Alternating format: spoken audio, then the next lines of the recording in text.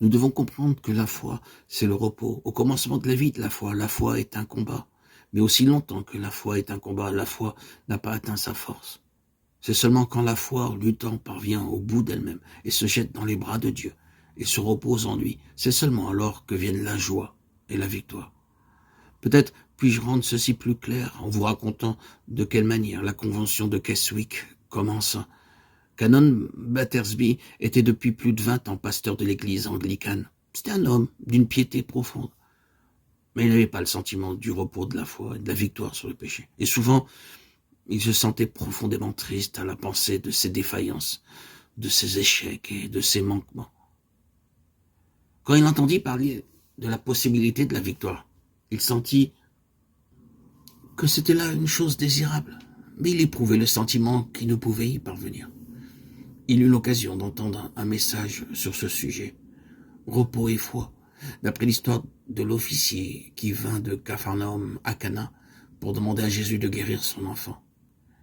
Celui qui présentait ce message montrait que l'officier croyait que Jésus pouvait l'aider d'une façon générale, mais que c'était en grande partie pour expérimenter sa puissance qu'il était venu à lui. Il espérait que Christ lui viendrait en aide, mais il n'en avait pas la certitude. Or, qu'arriva-t-il? Quand Christ lui dit « Va, ton fils vit », cet homme crut à la parole de Dieu. Il se reposa sur cette assurance. Il n'avait pas de preuve de la guérison de l'enfant, et il avait un voyage de 7 heures à faire pour revenir à Capharnaüm. Sur le chemin du retour, il rencontra ses serviteurs qui venaient à sa rencontre, et il apprit que son enfant était mieux, que la fièvre l'avait quitté la veille, alors même où Jésus lui avait donné l'assurance de la guérison de l'enfant. Ce père s'était appuyé sur la parole de Jésus. Il était descendu à Capharnaüm et avait trouvé son enfant guéri. Il loua Dieu et devint avec toute sa maison un croyant et un disciple de Jésus. Oh, mes amis, mes chers amis, frères et sœurs bien-aimés en Christ, ceci est la véritable foi.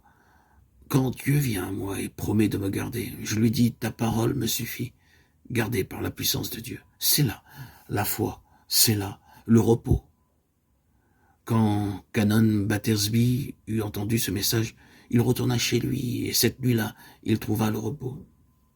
Il s'appuya sur la parole de Jésus et le matin suivant, dans les rues d'Oxford, il dit à un ami « J'ai trouvé,